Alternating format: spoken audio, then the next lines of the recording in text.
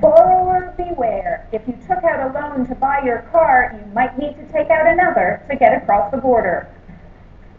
Building for the future. An ambitious plan to rebuild government schools and provide state-of-the-art education facilities. And we bring you highlights from the Sounds of Arabia Festival, the colorful celebration of contemporary and classical Arabic music that's been entertaining the capital.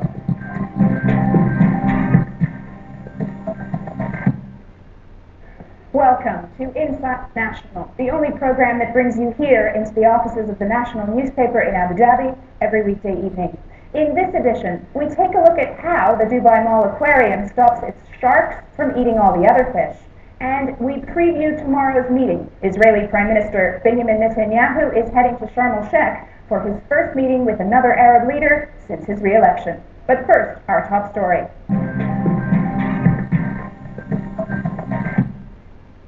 If you're one of the many drivers with an outstanding loan on your vehicle, you might find driving across the border harder than before.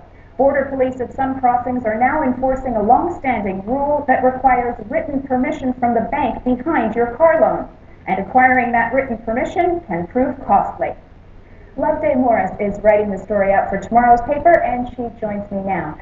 Loveday, let's say I'm like the thousands of other Dubai residents in this case who are planning on taking the family car across the border and into Oman this half term. What do I need to know? Well, basically, if you have a car on the loan, it's always been meant to ask permission from your bank to take it out of the country.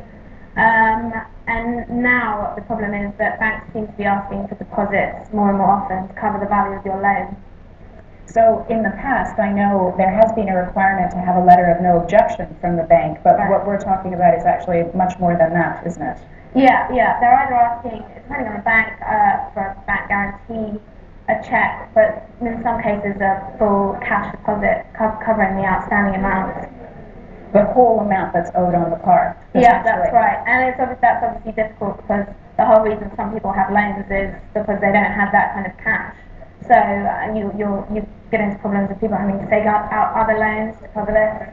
Okay. Do we have any idea why the authorities would be doing this now?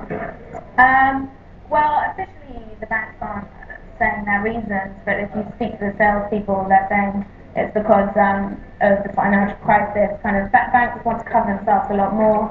They're worried about people leaving the country with a loan on their car and not coming back. I guess it also does keep the tourist money spent at home, I suppose. That's also sure.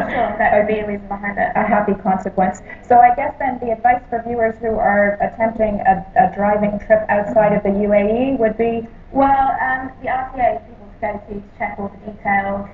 You can contact them on their call line or through their website. And they'll have all the details, all the documentation you need. And it's better to check that before than get stopped on the border, obviously.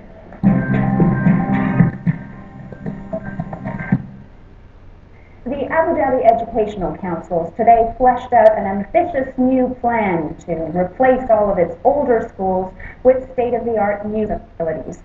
Our education reporter, Hala Khalaf, spent the morning visiting some of the older schools in the Emirate, and she joins us now. Hala, we have been hearing for a while that the older schools are in a state of disrepair. What is the situation?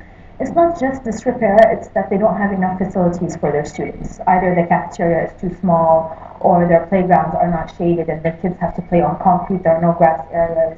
Some schools are really in an older state, like they have water leakages, they have humidity problems, they need to be painted, things need to be fixed up in them. So there's a total of 305 public schools throughout the entire Emirates of Abu Dhabi, not just in the capital. And the Education Council is going to identify 30 of these schools. They haven't yet, but they will. And they're going to not only renovate them, they're going to actually tear them down and build new schools in their stead, you know? So we're talking about state schools or government schools only, yes. And these are, they run across the primary and the secondary sectors. Yes. Because of course they have Cycle 1 and Cycle 2 schools, which is grades 1 to 5 and then 6 to 9, and they have high schools. And they're going to check out all of these schools and identify 30 of them.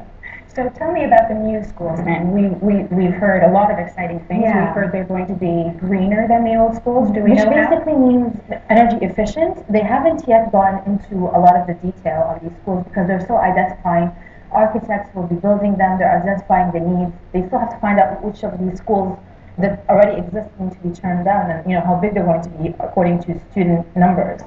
So details are not there, but they will be energy efficient schools with facilities like gymnasiums, proper cafeterias, good laboratories for science classes. They'll have music and art classes. Some schools don't have that right now, so it's across the board. And I guess with the government's focus on childhood obesity and diabetes, they're looking, you mentioned sports facilities, but also pools. A lot of these schools don't have pools. Lots of the schools I visited today, like they have playgrounds that the kids can't use because they're out there in the sun. So there's a soccer net and there's a basketball hoop, but they're never used. A lot of the teachers complain that even though these facilities might be provided for them, there has to be an importance to physical education. The high school kids only get 45 minutes of PE class a week. And how is that going to motivate them to lead a healthy lifestyle, especially when it doesn't even go towards their average, their overall average of the year? The teachers were complaining the younger kids get 3 classes a week, and they already have the energy and the ability to go out and play, in the street after school. But the older kids, it's all academics, which is not good.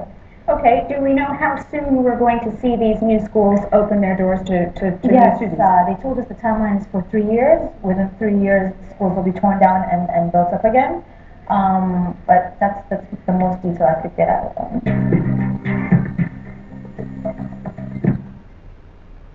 Elsewhere in business. In the U.S., results from the banking industry's stress test are in, and the Bank of America is looking like the weakest link.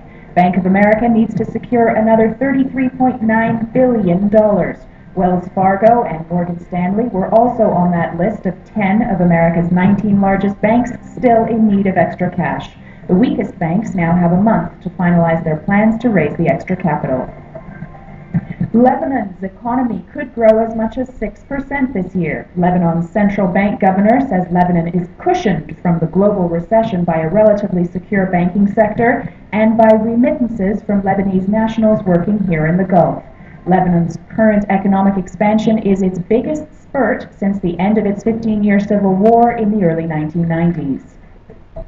Profits at Air Arabia are up 32% over the first quarter of last year. The budget airline's total number of passengers in Q1 rose by 26% over the same period in 2008. Dubai-based Air Arabia is the Middle East's largest low-cost carrier by market value.